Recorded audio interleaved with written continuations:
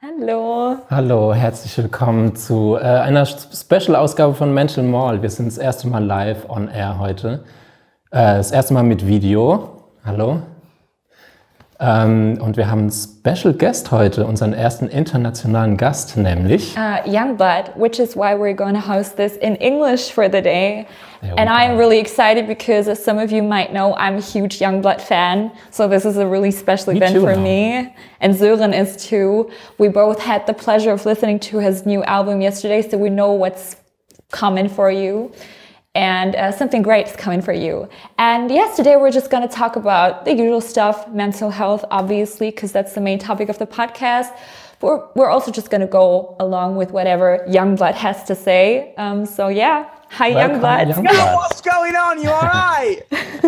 We're great. How are you? Dude, I'm all right, man. I'm so excited to talk to you all.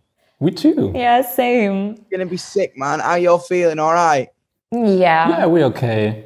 Yeah. You're in London right now? I'm in London and it's not so sunny. So it's like, it's a little bit rainy. So I'm a bit like, but it's all right. Yeah, people always say it's so rainy in London. I've been there once and it was the hottest weekend of the year. Yeah. Like it was so warm. Gosh, you chose the right weekend. I did. It was right after my 18th birthday. I like the rain. I like getting like wet. Do you know what I mean? I just like the rain. You like going outside in the rain or staying inside and feeling all gloomy? A bit of both, to be honest. A bit of both. Like, if I'm like sad and it's raining and you're like cozy in your house watching films, it's sick. But then I just like walking around London when it's raining. It's kind of a vibe, you know what I mean? Yeah. Well, I don't like it. I'm more of a summertime. Me neither. It's rainy today in Berlin too, but we're inside, so it's all good. Let's have a good talk today. Yeah. So thanks so much for joining us on our podcast. You're probably really excited because you're going to release a new album in 2 weeks. Rob, I'm so excited. I've literally not slept. I can imagine. I'm like really excited for it, which is cool, man. I'm just like, all the time. Yeah. It's really nice to hear that because for how long have you been doing that stuff? Like in the public, I assume you've always made music and you've always been creative, but in the public, I feel it's like 3 years for you. Is your first actual release 3 years ago? Yeah, I think with it, like I brought out my first album because when I brought out my first album, I was 20, just turned 20. And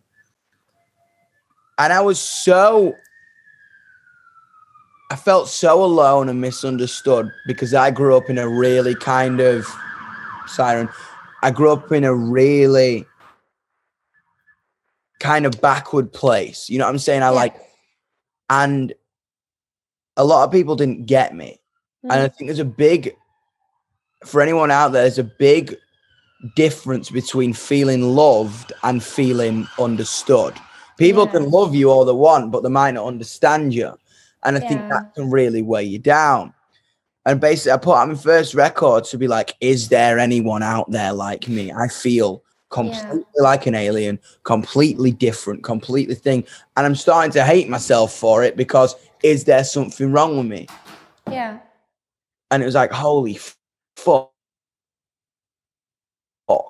It turns out people out there were like me. And this community started to kind of grow. Yes. And I can't wait to put out a new album because I wanted to write an album for the weirdest years of our lives. Not even for like forget about the pandemic right now. If that wasn't going on, I'd be still saying the same thing. Yes. I'd be saying this is an album for the weirdest years of our lives in terms of identity, in terms of gender, in terms of depression, anxiety, sex, sexuality, drugs, love, heartbreak. I just wanted to write an album about life to kind of signify the idea that you might be out there, but you ain't alone in the way you think and what you're going through. Yes. I've been to your shows in last October when you came to Berlin, and there was something that you said, I think it was right before or after you played Parents, along the lines of, if you feel like you don't belong, if you feel like your family doesn't get you, you feel misunderstood, you don't feel loved, you don't feel welcome, you're lucky, we are your new family now. And I think it's so nice to see that, I mean, you're obviously famous, you obviously have a huge community right now, but it's never as though you put yourself up on a pedestal above your fans. You don't even really refer to them as your fans. Actually, it's really like a huge family. And I think that's really nice because I remember being young and looking up to, I don't know, I don't even recall, like Avril Lavigne, people like that, like icons from my youth. And they didn't even seem human to me because they were so out of reach. Obviously, that was before social media, so you couldn't really get in touch with them. But then at the same time, they would never interact with their fans in the way that you do. And I think it's really important that you're out there and tell the people that enjoy your shows, enjoy you as a person, that you're not just the artist that provides them with the music that they like, but you're also a friend and someone they can confide in and someone that understands them. And it's really nice and really important. Because that's all I wanted. I was like, I didn't get into this shit for anything other than to find mates. And then fuck me 3 years later, it's like I'm in a codependent relationship with 3 million people. You know what I mean? Which is because that's all I wanted. And I think when you find somewhere to belong,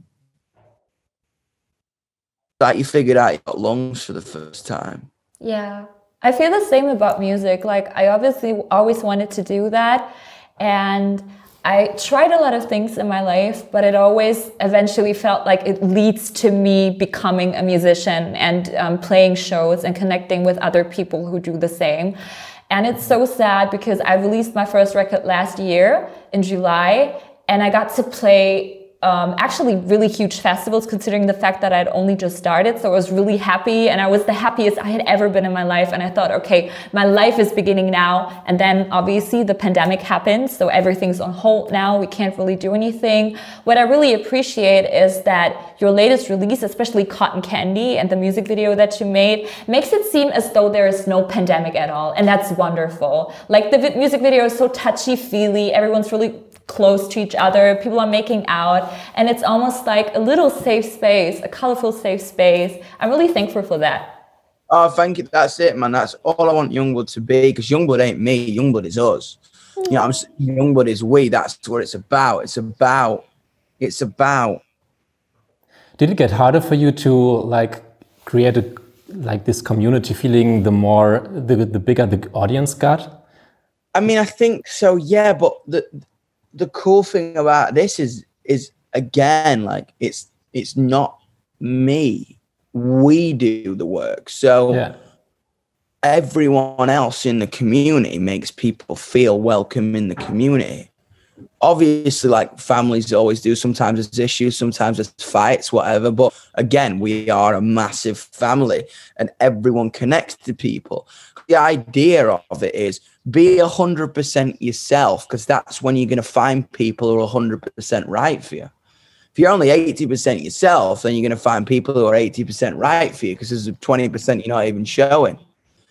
So I think the cool thing about right now is the fact that if you are in a town, right, your parents don't understand you, the people in your town don't fucking get you, you can go on the internet, be who you are, and someone on the other side of the planet, someone out there is going to be like, I relate to you so much. What's your name? Yo, I'm Freddie. What's your name? Bang, you're friends. Yes. Do you know what I mean? Like, I think that's all I wanted to do was to kind of be this little dot connector to loads of people, to make them feel less lonely in the way they think and talk and how they belong. You know what I mean? Yes. Yes. It's really nice. It is. Talking about the feeling of not being understood, you grew up in Doncaster. It's quite small town, isn't it? A small town. You know what I mean? I grew up in a small town wearing nail polish and skirts. So you've always been like that. You've always been like the odd one out, and you were always authentically yourself. Or was there a time in your life where you felt as though you had to hide and wear certain clothes to fit in? 100%. I remember coming out of London at 16 to try and do music, and everyone wanted me to be this fluttery-eyed fucking wedding band version of Shawn Mendes. Yeah, oh my God. They wanted me to be this clean Justin Bieber pop star. Whereas I fuck with those boys. I think Mendes and Bieber are incredible at what they do. Yeah. They are brilliant. They work really hard. Incredible writers, incredible singers, incredible performers. But I'm a huge Beeps fan too. Same. Do you know what I'm saying? I think the fucking both of them are brilliant, but they're just not me. It wasn't what I wanted to do. Yeah. It's a different genre. I don't want to do different genres and talk about different things. And I found myself becoming more like somebody else. And someone said to me when I went to do a session, they were like, why the fuck are you doing this? Like, you're doing something that they do better than you. Why don't you just do what you do best? Yes. And I was like, fuck, man. And that's it. It's like, and if you are out there and feeling like people are pushing you to do something that isn't you, kick back against it. Because magic always comes when you got something to kick against. Yeah. That is the way things have changed for hundreds, if not thousands of years. If someone provides you something to kick against it and kick against it fucking hard. Yes. Words to live by. Yeah. Very inspiring. Yeah.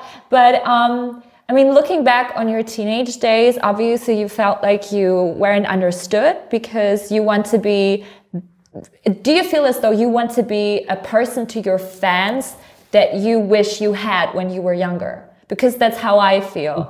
It's an interesting point, actually. I think I had Gaga, I had Manson, I had the Gallaghers, I had Alex Turner, I had Gerard Way from My Chemical Romance, I had Ollie Sykes from Bring Me the Horizon. I had things. And now you made a song with him. Like, I imagine that you were a massive BMTH fan, and when I saw that and it's such a good song. Like, man, bro, bro, he's great, and that's it, bro. It's like with it, it's like those people taught me that if this world wasn't good enough to build my own, and that's mad. You know what I mean? I think with that, this world is yours, and you can go get it if you want it hard enough. Yes, and that's what you did. It's legitimately true, you know what I mean? And I think that is an idea that needs to be radiated. And as I say, fuck me, man, I just did a song with one of those people who inspired me. Yeah. As you said, he rang me up and I'm like, holy fuck. Yeah. That's insane. Show, mate. You know what I mean? Yes. Yeah. That would be my Christmas record with Bela B in that case. We don't know if it's ever going to happen, but yeah. I wanted to talk to you about the definition of coolness, because I find myself chasing coolness. And when I remember what I considered cool when I was younger, like there was like 2 or 3 kids at my school or later at work that would be so cool because they were so distant and mysterious. And I always tried to be that, but I never was, because I myself personally, I am not the textbook definition of cool. I'm very open-minded, I'm very talkative, I'm very bubbly and out there. I was never mysterious. That's cooler to me. That's cooler to me. Thank you so much. Thing about it, I think the coolest thing in the world is to be who you are, no matter what you are.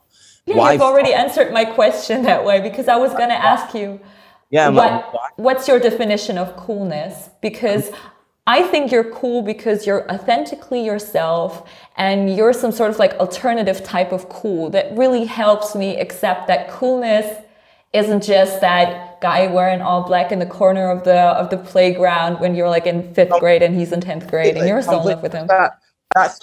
That's a commercialized perception of cool, which is actually uncool as fuck. Yeah. Do you know what I mean? I don't want to be like some fucking billboard or movie that told me to be. Never follow trends, because trends die. Yeah. You know what I'm saying? Like, trends get old, trends get outdated. You don't need to look at some trend and try and be like it. I think the coolest people in the world are just who they are. Like, if you want to fucking dye your hair green and wear a chicken suit and call yourself Prince Philip III, that's cool as fuck. I'm serious. Do you know what I mean? If someone had green hair and wore a chicken suit, I'm like, hello, I'm Prince Philip III. Nice to meet you. Like, dude, that's cool as fuck. Yeah. Yeah, right. You know what I mean? Shout out Prince Philip III. Someone out there watching the live stream is probably making this exact decision right now. wearing that's chicken what I'm suits. saying. What, get that fucking chicken suit out, Philip. I've read in an interview with you, I don't know where it was, that you moved to London to like have the possibility to be more who you are, who you want to be. But you said in the first weeks or month it got worse, that you became suicidal. So why was that? I went to art school. I'm an art student. I know exactly what you're talking about. Yeah, I mean, it's like welcome to paint by numbers. And I'm like, fuck. Yes. All my life, I was like, I'm going to come to this place that's going to let me be who I am. And it's going to be sick. And I'm going to fucking be able to create. And then it's like, no, do this and do that. Don't do this. And I was like, fuck. You know what I mean? Yeah, exactly. That's exactly what it's like. Like, I feel exactly the same about art school. It's like you feel you're allowed to be different, but everyone's the same. And everyone's doing the same stuff because they all feel obliged to do the exact same thing as the other person. That's why I don't really go there anymore. And everyone calls themselves weird names. Yeah. Triple-barreled names. Hello, I'm fucking, I don't know, Ella Vermelia Loveman. Oh. Actually a really nice name. Sounds like a name from Harry Potter. It does actually. Do you know what I mean? It's like Cornelius Fudge. Yes. But do you know what I mean though? It's literally just like fuck. And I must have that's why I found like Hollywood quite hard as well, because I'm just not very like that. I'm laughing at me behind me. All my mates is laughing. So I'm very straight in the way I deliver I'm straight up. You know what I mean? If people go like, I'm gonna tell you straight up. It's like, I want people to tell me my feet stink. Yeah. I want people to tell me, you know what I mean? It's like, I'm very like, I don't like this. And whereas fucking Hollywood's very, oh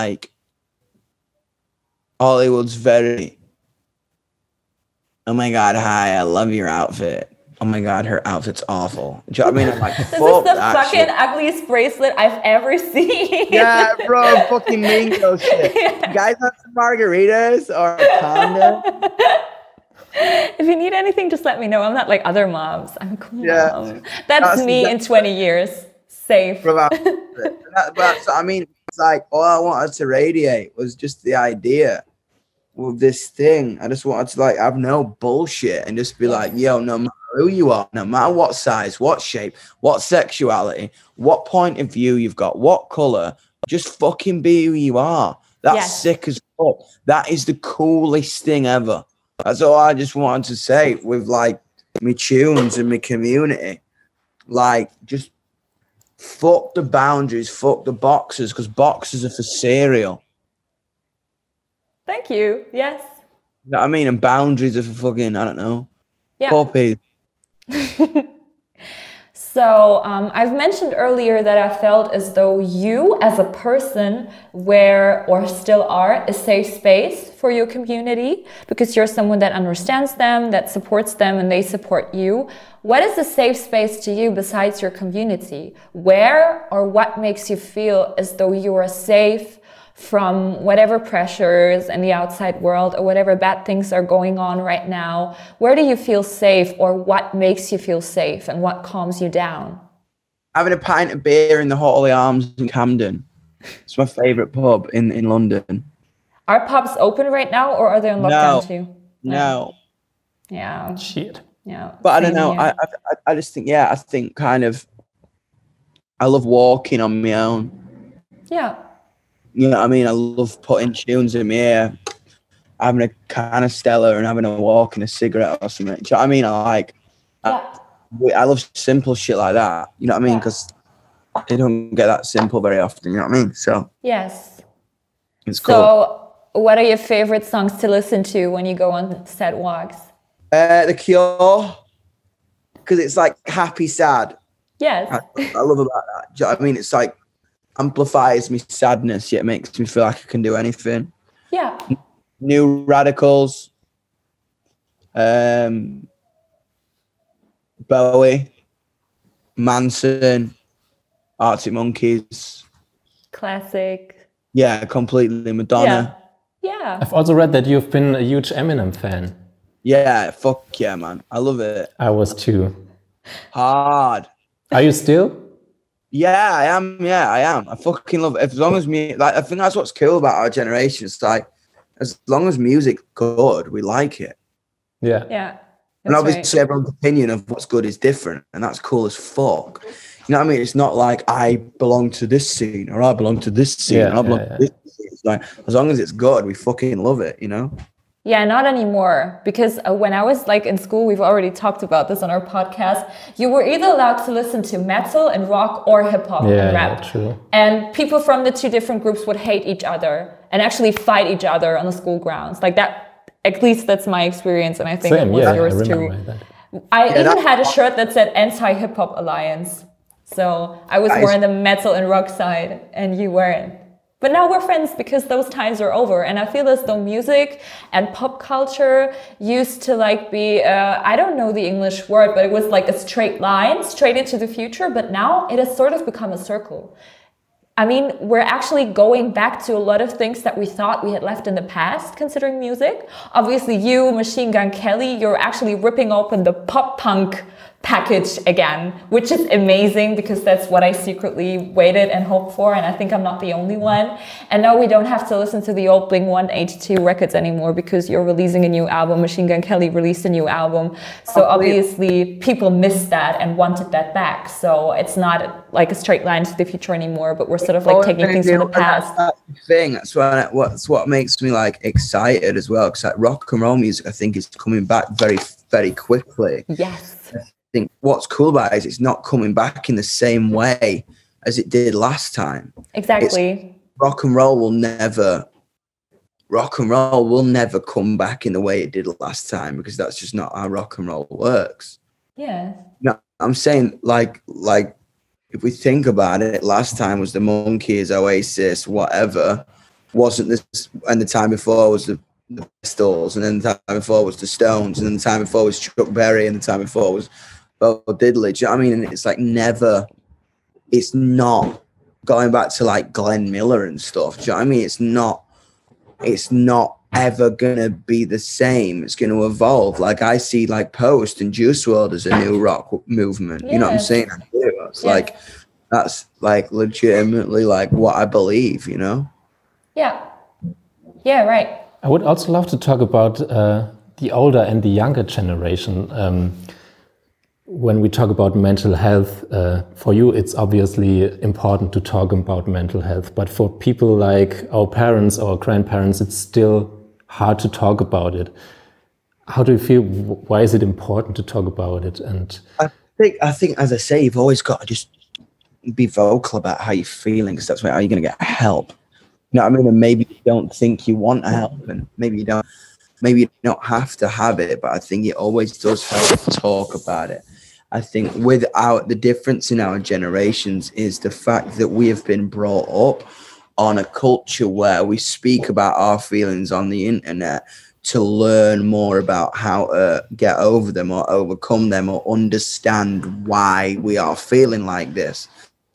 You know what I'm saying? And I think like for my mum and dad, like, for example, like my mum and dad never they came from very broken homes, my parents, and they used to take that out on each other my whole life because they didn't have an outlet like I've got. They didn't have an outlet like we've got. At the end of the day, they were taught like to talk about your feelings is weak. And this generation has completely flipped that on its head. Like it isn't weak to talk about your feelings. It's actually probably the strongest thing you can do, to talk truthfully without hesitation about how you're feeling. Is the strongest thing you can do. And I think it's incredible to see people do that.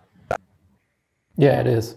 And we often talk about therapy, the importance of therapy. How is your opinion? Are you more like a self-therapy guy, or? I've got a therapist. He's a lunatic. I love him. He's called himself the most dangerous therapist ever. He's crazy. But what is he doing? Why is he dangerous? Bro, because he don't give a fuck. He tells me it's straight. I love that. Like, because I think that's what I'm saying. It's always about honesty with me. I think for people, like the people I connect with are honest as fuck. Like, I have had a therapist before. It was just very much like reading off a textbook. Yeah. You know what I'm saying? The big misconception with people is you got to listen to people and try to understand people. Mm-hmm. No matter if you disagree with them, no matter if they're from a different walk of life than you, always be open to understand, because you might learn something about yourself that you would never expect to. Yes. Yeah. And that's actually what makes a good therapist. Because I've personally, and I think you too, I know you too, made really bad experiences with therapists who only made it worse. Because I had a therapist that suffered from the same condition. She was also having an eating disorder. And so she sort of like pushed me into my toxic behavior, because she was like, I don't know, she kind of like motivated me to go on, which is fucked up. And then I was with someone who didn't want to talk to me at all. Like, I just felt like she didn't like me, and she told me my problems weren't real and I'm just overreacting and I'm just overly emotional and I'll eventually grow out of it. Turns out I didn't. Right now I don't have a therapist, and it's really hard because obviously we're in difficult and weird times right now. But I'm writing a lot, and I think that helps me coping with stuff. Just like writing my thoughts down and turning them into either songs or just keeping them in my diary. What do you do when you feel as though everything's too much, except for going for walks? Do you have a creative outlet? Do you feel as though music is some sort of like extra therapy for you? 100%. I mean, I don't really see it as that. It's kind of weird, but when I look back on it, I'm like, oh fuck, okay. Like when I look back on the songs I write, and especially on this record and the songs I've put out, I'm like, oh shit, that's what that meant. You know what I mean? Yes. I think at the time I'm very kind of, I don't know. Everyone talks to me about a process. I don't have this like process where I'm like, I make a cup of tea and I sit down and I fucking prophesize about the world. I'm like, that to me, that feel like I'd be talking bollocks if I said that's what I do. I just think whatever comes over me, I write about. And if I can't, I'm really bad insomnia. I'm proper bad insomnia, man. I don't sleep. But what does help me sleep is writing things down again. Yeah. Like, even if it don't come out, like just stupid shit. Like, I am anxious because I am afraid tomorrow I'm going to fuck up this interview, or I'm afraid tomorrow I'm going to think, like, just straight up honest as fuck. Like, just if you can't sleep, just try that. Just like in your note, no one will ever see it. That's the point. Nervous tomorrow because I got to call my fucking ex. I'm nervous tomorrow because I've got to go to the hospital and get an appointment. I'm nervous tomorrow because I'm afraid I might not wake up. I don't know what you're thinking, but just whatever, write that down, and I promise you, within an hour, you'll be asleep. Yeah. You said that you sort of like realized that you were honest in your songs, and that you wrote something and you sort of like recognized the meaning afterwards. So do you sometimes feel shame for being so honest? Because that's something that I experience. Sometimes I feel like I show too much, I share too much, especially having this podcast where we're like really honest about our own experiences. I talk a lot about my eating disorder. We talk a lot about depression and our personal struggles as musicians.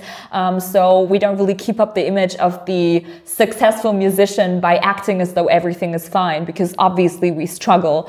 And sometimes I feel so ashamed because I put so much of me out there, and strangers that I never met know something very private and very intimate about me. So sometimes I just feel like, I mean, I wouldn't do it if I wouldn't feel comfortable with it. Obviously, it's some sort of like therapy for me, and I love doing that, and I love talking about myself and stuff. But sometimes shame just grabs me like from within, especially late at night. Do you ever experience that? Not really, which is good for you. No, it's sick, which is sick because I love kind of meeting people who are different to me. That's what I fucking do this for. This is the fun part of it. And that is inspiring to me. you feel like that. And I you know what I'm saying? And that's cool as fuck to talk about. You know what I'm saying? I think with me, when I connect to people, when I speak to people, but that heals me. And I never really kind of get that, even if I always kind of put everything out there, even if it gets me in trouble. You know what I'm saying? Which I think is cool. And as I say, like, that's interesting to me that you can feel that sometimes. But I fucking love what you do. A super nice thing that you said was like the difference between talking about mental health and writing about it in music is that through music you feel it.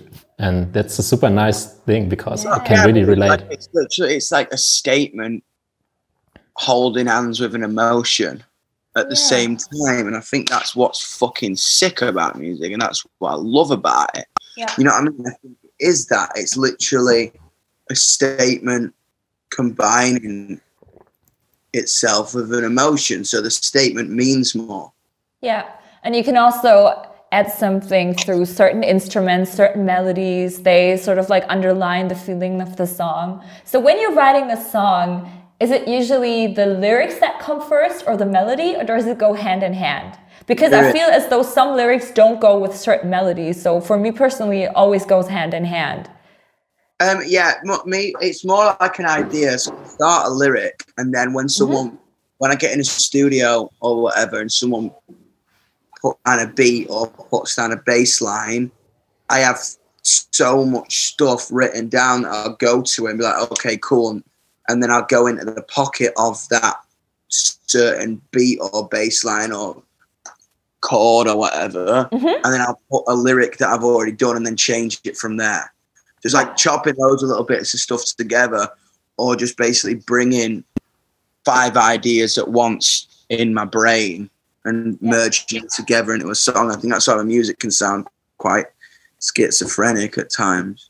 Yeah. But I actually feel like it all fits together. Like listening to your new album, I felt as though it's sort of like a soundtrack to a coming of age movie, I felt. And I was wondering, like, if your new album was the soundtrack that Hollywood would base a film on, like they would make a film and your new album is the soundtrack, what kind of film would it be and who would play the lead roles? Oh, fuck me, bro. All right, it'd be so... I think it would be a coming-of-age movie, but not like a glitzy Hilary Duff one, like a fucking... like an edgy as fuck, sad, real movie about real people.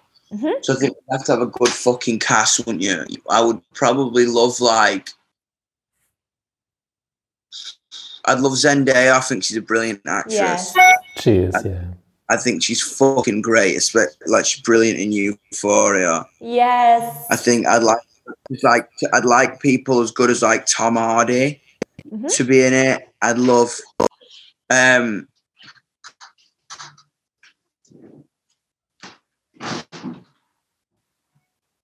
trying to think, man. It'd need to be gritty and it'd need to be real. So I think I'd kind of find a cast of unknowns as well. I think that's what would be insane. Yes. You know what I'm saying? You know that film American Honey with Shia LaBeouf in it? Yes, it's one of my faves. Like it's my favorite sex scene from any movie ever in American Honey. I can't remember. Bro. That's what I'm saying. Playing the tempo out, it's like feminism. That's feminism to me. Bro, I mean, listen, I mean, I think that movie, a lot of the people in it weren't actors. They were just really... What's her name? Sasha... The main actress. Sasha... It's fucking amazing now. That's what I'm saying. Like, didn't they just find her on the street or something? Or we love the look of her. You should do it. And that's why I love A24 and that film company so much, because it's real. It's fun. Amazing soundtrack too. Yeah. So sick. Yes. Yeah, sounds nice.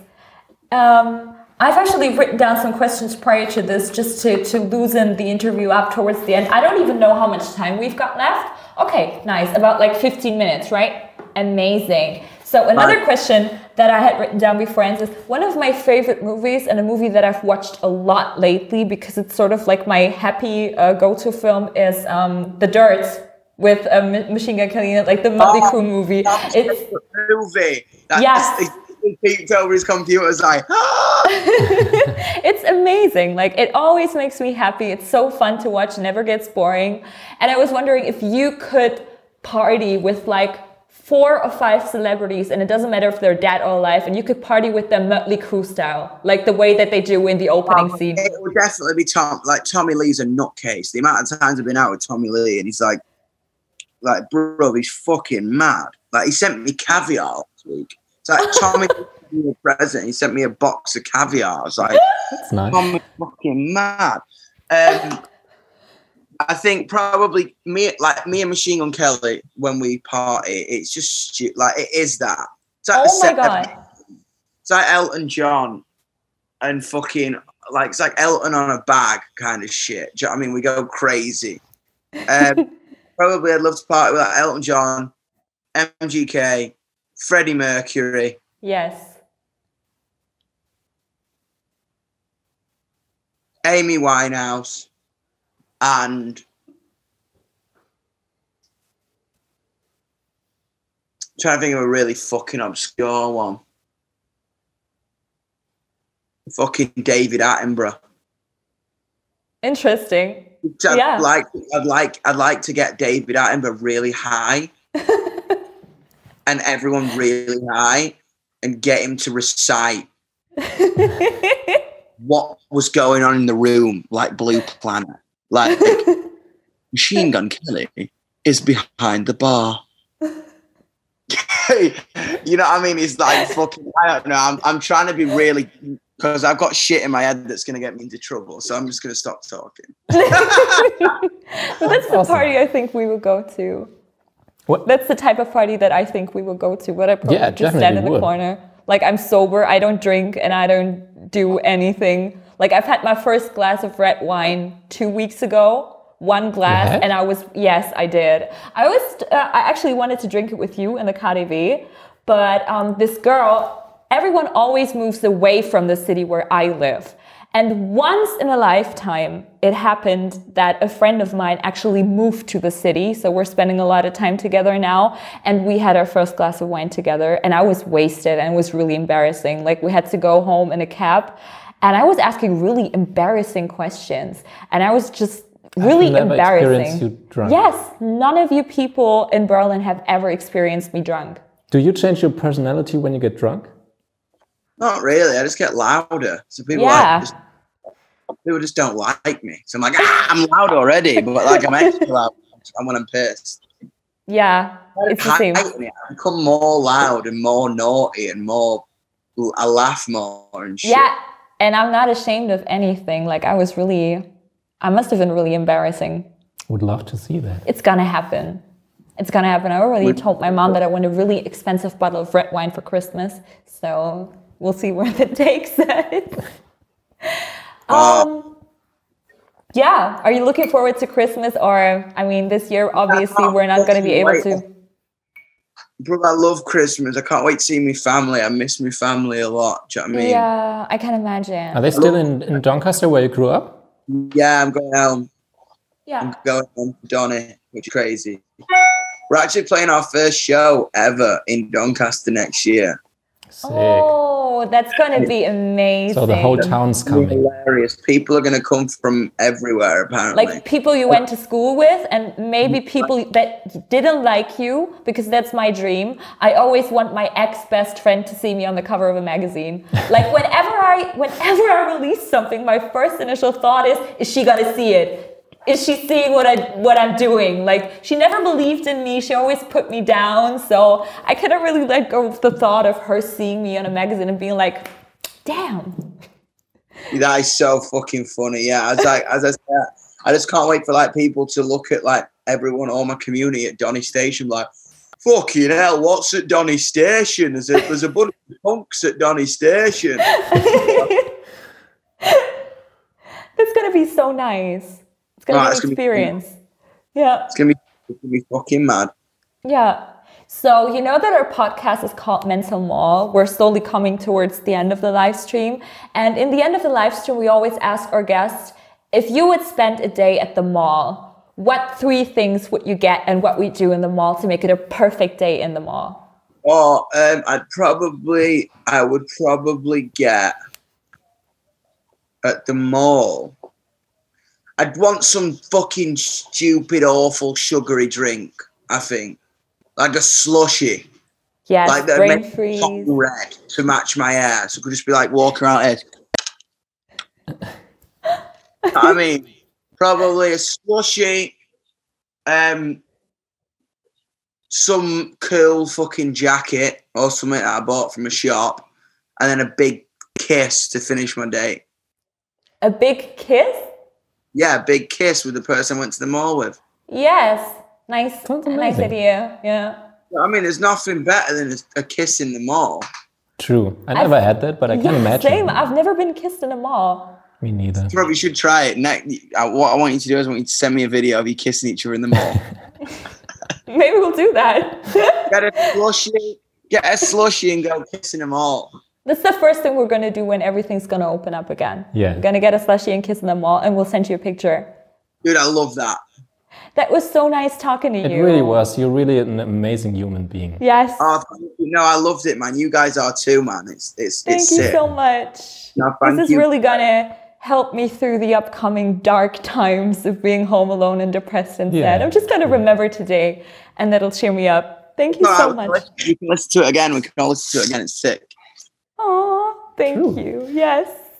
So we'll see each other again at some point. Yeah, have a wonderful day. I'll see you soon. Enjoy your album release in 2 weeks. Catch you later, guys. Love you. Bye. Bye.